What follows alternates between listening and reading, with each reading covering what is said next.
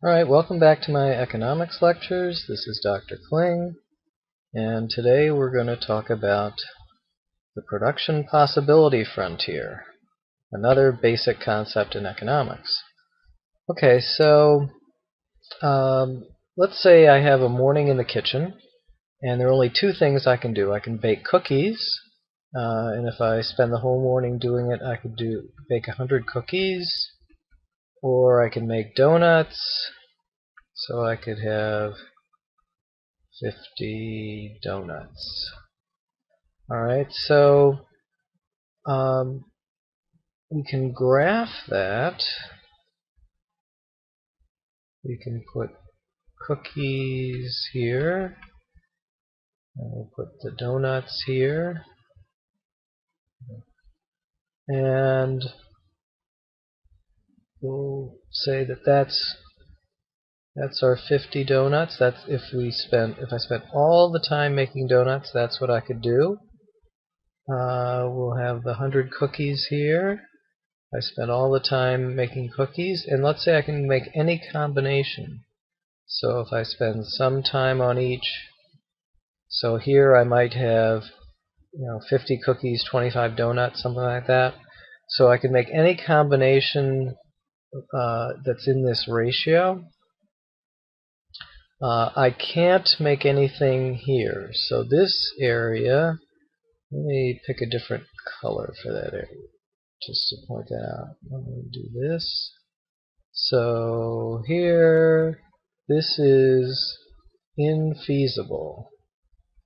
I don't have the skill to produce more than 100 cookies and no donuts, or more than 50 donuts and no cookies, or more than any of this combination. That's not feasible.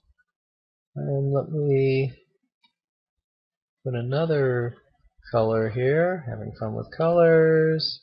And that region is inefficient. That would mean I'm not making good use of my time. I should spend my time making one or the other of these things, otherwise I'm just wasting my time, so that's inefficient.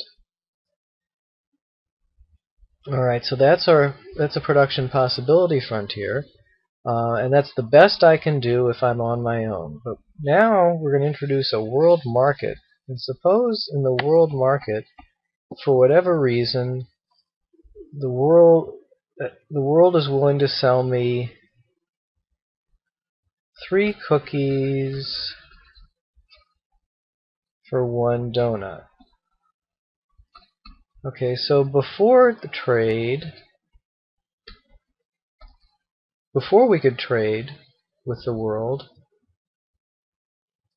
my opportunity cost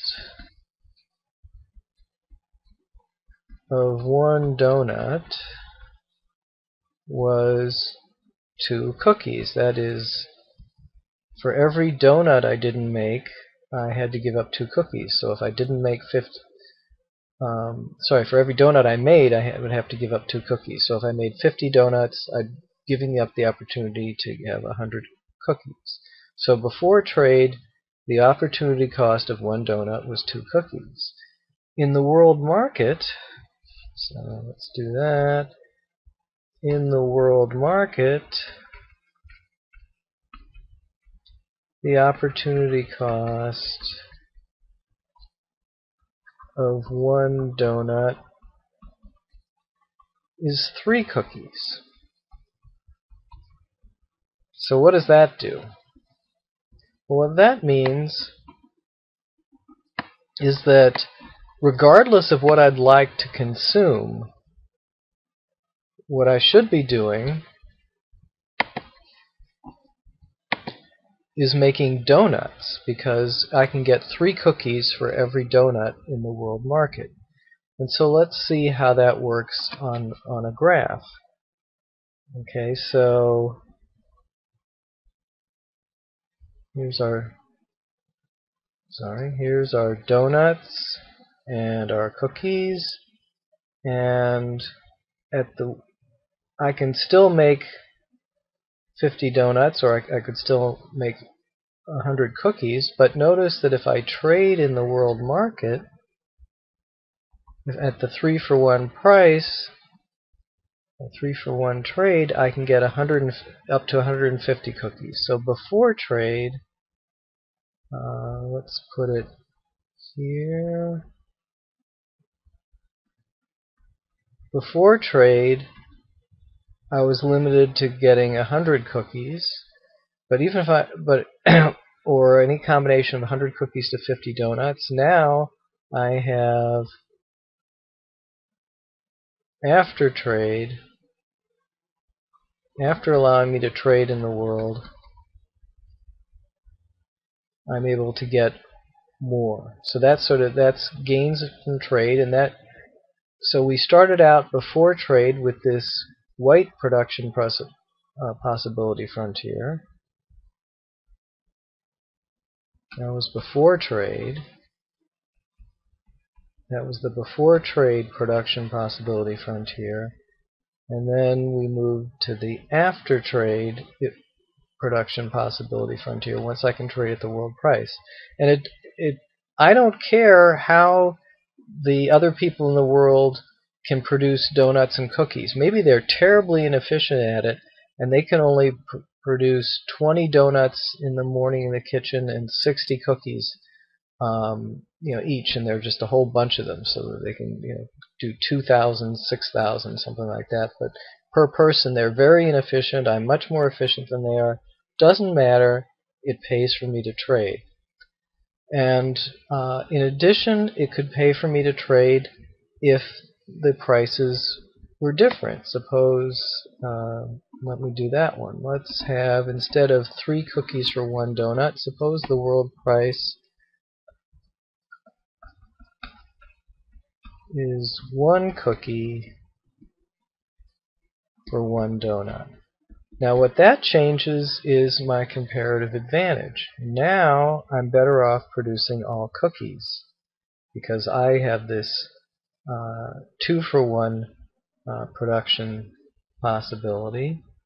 So now I can trade 100 cookies for 100 donuts, whereas before I could trade off myself. I could either make 50 donuts or 100 cookies. So now, again, my production possibility frontier has moved out. So it doesn't matter what the world price is, as long as it's different from my price, there will be a gain from trade. The difference will be where the comparative advantage is. Now my comparative advantage has shifted to cookies. So in this example, with this price, that means my comparative advantage is making cookies. Whereas when we're back here, in this example, my comparative advantage relative to the world, when the world was giving me 3 cookies for 1 donut, my comparative advantage was donuts. So that's the production possibility frontier, the PPF, the production possibility frontier, and how it's affected by trade and how it relates to opportunity cost. See you next time.